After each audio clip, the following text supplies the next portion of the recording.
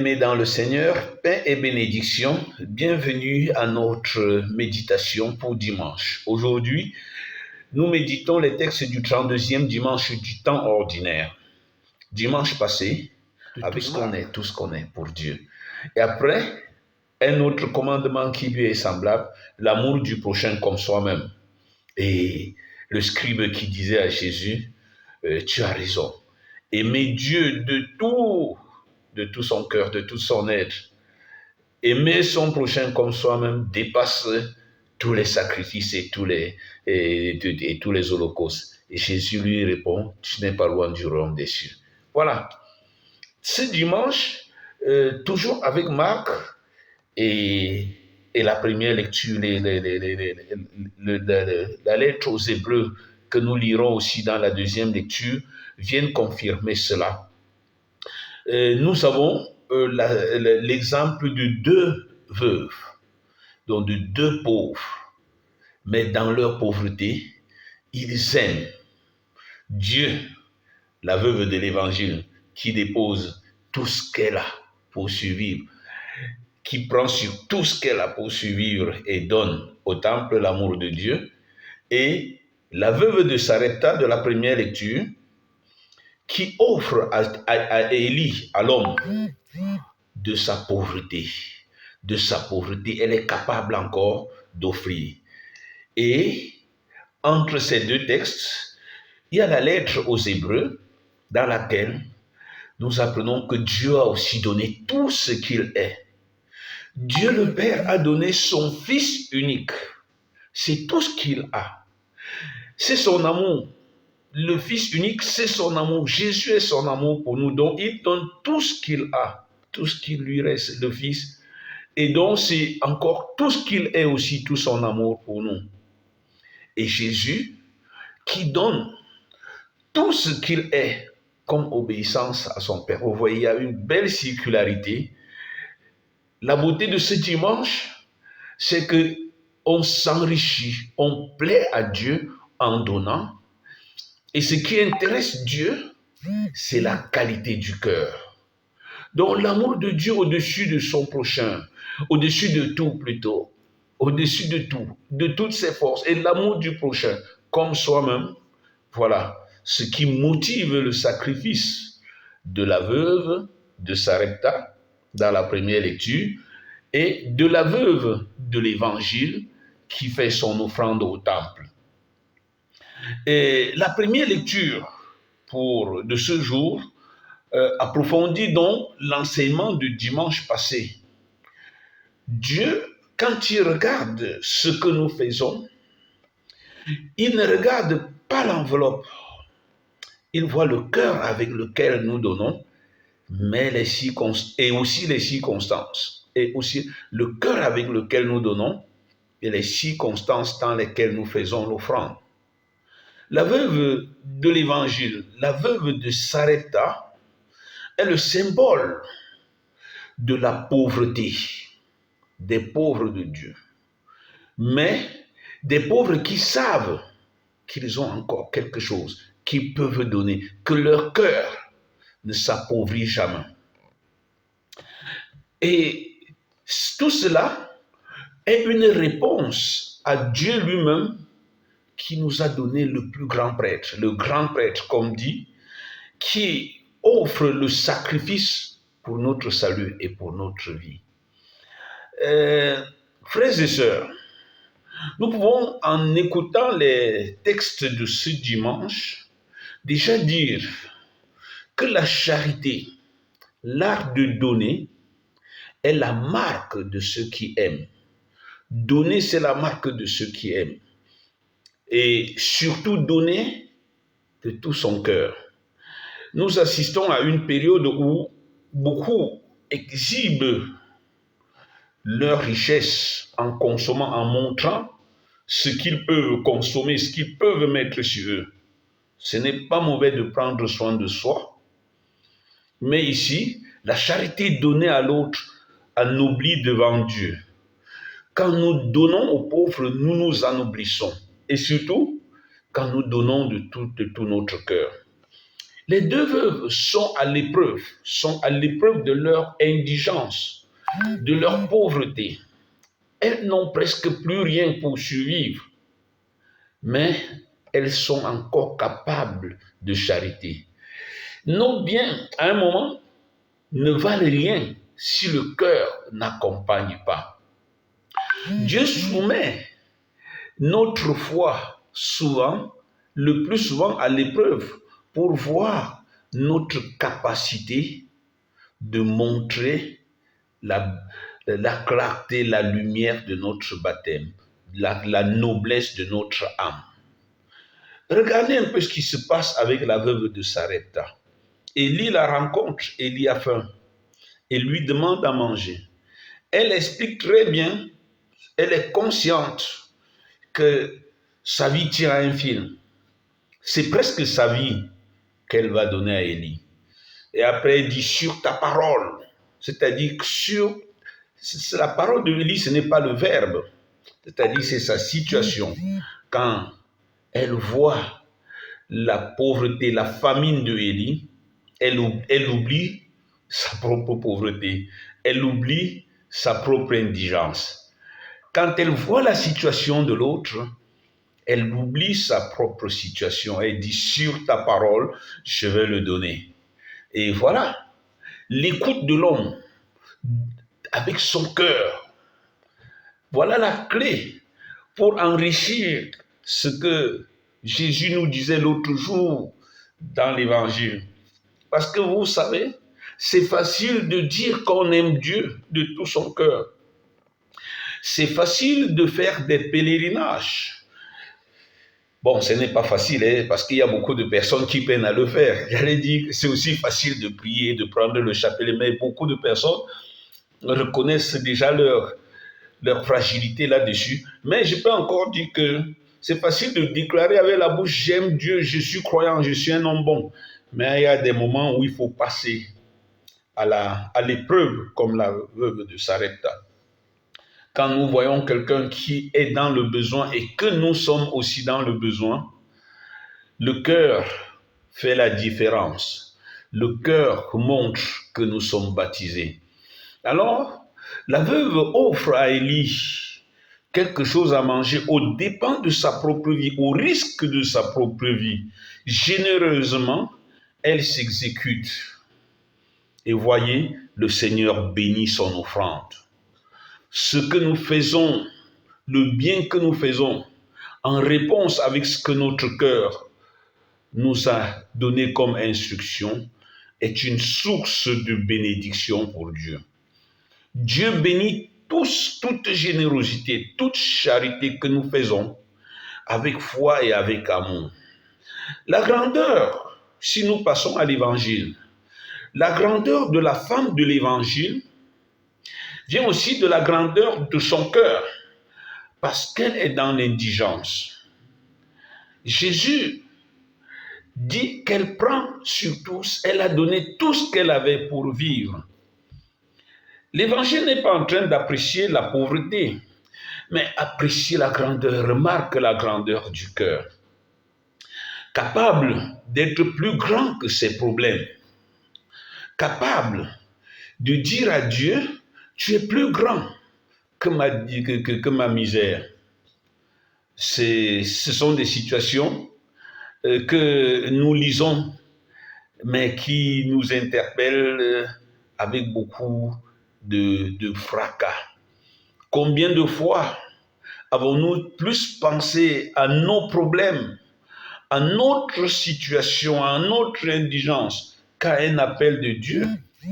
Quand parfois nous sommes appelés à soutenir le Seigneur, à soutenir l'œuvre du Seigneur, la mission, l'œuvre du temple, nous pensons d'abord qu'il y a la maison, il y a ceci, cela. Nous voyons de nouveau qu'ici, le service de Dieu et le service de l'homme vont ensemble. La première lecture magnifie le service de l'homme qui vient du cœur, qui vient inspirer de la foi. Et l'évangile magnifie le service de Dieu. Souvent, nous prenons le risque d'opposer ce que Dieu met ensemble. Beaucoup opposent le service de Dieu au service de l'homme. Ils se disent, je fais trop de bien, j'aide les gens, j'aide tellement les gens que ça suffit comme ça. La veuve de Sarepta, la veuve de l'Évangile. L'une sert l'homme, l'autre sert Dieu, et l'Évangile d'aujourd'hui nous présente ensemble en mettant au cœur le don du Fils, la descente, le miracle le plus grand, la chose la plus extraordinaire de notre monde. Ce n'est pas que l'homme a marché sur la Lune ou bien va marcher sur Mars, c'est que Dieu a marché sur notre terre et que un Dieu nous a donné ses paroles. Dieu nous a donné son amour. Voilà le plus grand miracle. Et c'est ce que la lettre aux Hébreux nous dit. Le plus souvent, dans nos pauvretés, nous contemplons plus notre pauvreté que notre cœur, que ce que Dieu a mis dans notre cœur. C'est ignorer l'œuvre de Dieu, c'est ignorer le don de Dieu, c'est ignorer sa bonté. Nous n'avons presque jamais du temps pour écouter nos enfants. La veuve de Sarepta, quand on dit elle a donné tout ce qu'elle avait, combien de fois quand nous allons au travail, quand nous allons au marché, quand nous allons au champ, quand un enfant se plaint, nous fermons. Quand il pleure, la titutesse, la délinquance des enfants, c'est des mots. Ils ont besoin d'un peu de temps. Ils ont besoin un peu, mais nous n'avons presque jamais le temps. À côté du temps, si nous avons les paroles, c'est les mauvaises paroles. Nous ne trouvons presque jamais ces paroles. Comme la veuve de Sarepta, chacun est appelé à puiser avec son cœur dans ce que Dieu lui donne. Ce temps après lequel je cours tous les jours me fait souvent parler comme la veuve de Sarepta. Je n'ai pas le temps. Je n'ai pas le temps pour l'écouter. Je n'ai pas le temps pour aller voir papa, pour aller voir grand-père, pour aller voir grand-mère, pour aller chez l'oncle, pour aller voir un frère, pour aller voir un ami, pour demander pardon. Je n'ai pas le temps. Nous sommes sollicités, nous avons devant nous aujourd'hui une parole qui nous fait comprendre que cette chicheté dans notre existence n'est pas la meilleure manière de manifester notre baptême. La veuve de Sarepta aussi et la veuve de l'Évangile, c'est aussi l'image de nos communautés, de nos familles, de nos CEB, de nos mouvements religieux avec leurs faiblesses humaines, avec les membres qui sont des pécheurs, qui ont des fragilités, mais que nous n'acceptons pas, nous n'apprécions pas. Jésus, vous voyez, Jésus arrive au temple avec les disciples. Il n'est pas distrait. Il analyse ce que les gens font, mais il n'analyse pas à partir de la surface. Il ne regarde pas superficiellement le comportement des hommes. Ce choriste qui chante mal, j'apprécie sa volonté de venir. J'apprécie son enthousiasme. Chante de toute sa force. J'apprécie. Je ne l'insulte pas, je ne le gronde pas. Ce membre de la réunion qui ne se comporte pas comme les autres, qui se comporte mal, mais qui est là, qui veut être aussi là. Et nous le jugeons parce qu'il n'est pas parfait, il n'est pas talentueux, il n'est pas. Nous refusons le bol de la veuve. On peut reprendre ce don de la veuve, cette manière de voir de Jésus à plusieurs niveaux. Le Christ se regarde avec amour. Apprenons à regarder avec amour. Il regarde avec amour. Comme la veuve de l'Évangile, il fustige les hypocrites. Les hypocrites, c'est ces personnes qui ne cherchent que la perfection. Il faut chercher la perfection, oui. Il faut travailler pour la perfection, mais il faut être capable d'observer avec amour comme Jésus. Jésus remarque ces mains tremblantes, honteuses, qui vont jeter 2 pièces, alors que les autres versent. Jésus n'enlève pas de la valeur à ce que les autres donnent. Mais il remarque que cette veuve a aussi beaucoup donné. Parfois, elle a donné plus que les autres parce qu'il a vu dans son cœur. Dans la veuve de l'Évangile, Jésus trouve l'âme qui aime Dieu, qui accomplit pleinement la volonté du Père, qui donne qui donne de son manque, de son indigence, de tout ce qu'elle a, tout ce qu'elle avait toute sa vie.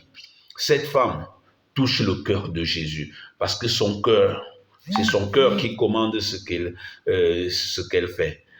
Cette femme ressemble à Jésus lui-même au moment où il est sur la croix pour offrir le sacrifice dont parle la lettre aux Hébreux.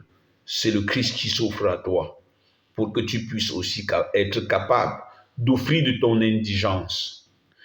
La beauté du regard de Jésus sur la veuve nous enseigne que ce qui compte pour Dieu, c'est la qualité de notre cœur. Il s'agit d'une attitude du cœur, finalement, ce dimanche. Mettre tout son amour, mettre toute sa confiance, mettre toutes ses forces psychiques à aimer Dieu et à aimer le prochain comme le Seigneur. Il s'est livré et a laissé transpercer son cœur. Cela implique notamment mettre de côté notre égoïsme, mettre notre méfiance, mettre notre doute, mettre nos calculs. Le plus souvent, nous n'aimons que partiellement, conditionnellement. Nous ne nous donnons pas entièrement à Dieu, nous ne nous donnons pas entièrement aux frères. La veuve de Sarepta vide son pot pour donner à Élie, pour qu'Élie ne meure pas. Frères et sœurs, donner avec amour a du poids pour Dieu, à l'homme et à Dieu, à l'homme et à Dieu et à l'homme. Cette capacité de faire du bien, de donner à l'autre, alors que nous-mêmes, nous ne sommes pas si nantis, nous ne sommes pas si privés de problèmes. Alors, Dieu admire cela. Donner sur sa misère un peu d'amour. Donner dans sa misère beaucoup d'amour, beaucoup de sourire. Ce temps que j'accorde alors que moi j'ai mes propres problèmes, pour écouter l'autre, pour aller lui rendre visite. Ce sourire que je donne alors que moi-même je suis blessé. Ce réconfort que je donne alors que moi-même je suis malade. Voilà le rôle de la veuve qui se décline à nous de plusieurs manières.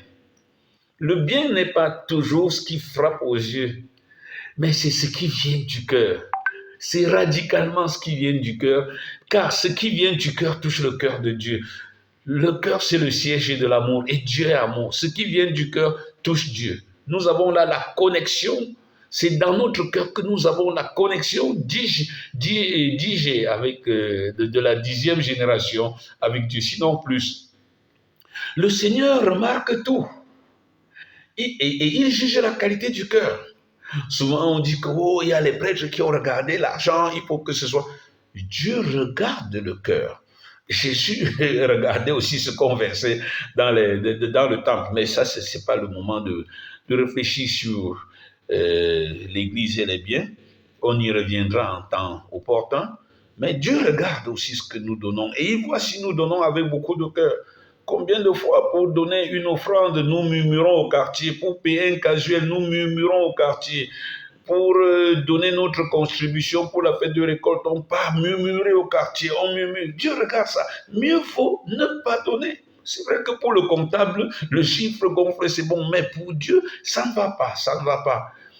La qualité du cœur nous connecte à Dieu.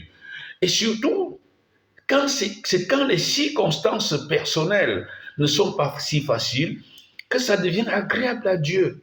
Souvent, on dit, mais je n'ai pas encore fini ma maison, je ne suis pas encore riche, je ne suis pas comme les tels, je ne peux pas donner. Non, certains riches, quand ils ont donné là, c'était pour nous inviter à donner aussi dans notre pauvreté.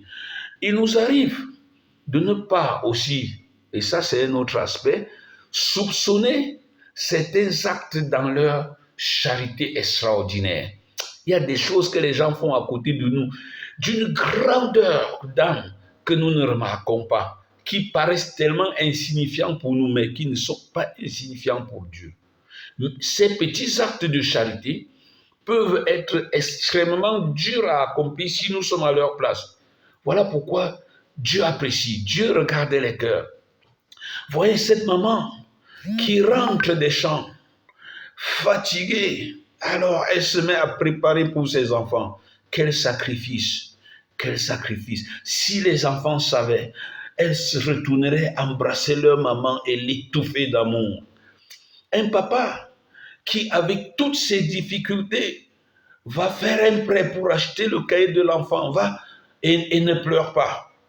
Si les parents qui, avec la dureté, donnent la ration à la maison, paient les factures, paient cela, et après on ne remarque pas. Ce sont des martyrs. Dieu regarde cela. Cette ouvrière, cette caissière qui est éreintée au supermarché, au marché, et on les gronde. Ou bien, même ces fonctionnaires, souvent nous parlons mal aux fonctionnaires sans savoir ce qu'ils ont vécu avant notre arrivée. La personne, le client ou bien le citoyen qui est passé avant nous est là, à hurler, là, fatigué, il est là pour nous servir, souvent dans le silence. Il ne nous parle pas parce que ce qui est dans son cœur. Dieu regarde le cœur, frères et sœurs. Il y a des petits gestes qui, pour les hommes, souvent sont insignifiants, mais qui sont un sacrifice extrême. Frères et sœurs, savons-nous apprécier ces petits actes de charité comme le fait Jésus? Combien de fois je néglige le petit acte de la veuve au cours de ma journée et je me permets de juger. Je me permets de juger et de regarder sans amour. Bon dimanche et à dimanche. Et n'oubliez pas de partager nos vidéos, de vous abonner à notre page YouTube et d'appuyer sur la petite clochette pour que vous soyez avertis chaque fois que nous donnerons une nouvelle vidéo. Soyez bénis, bon dimanche et à dimanche.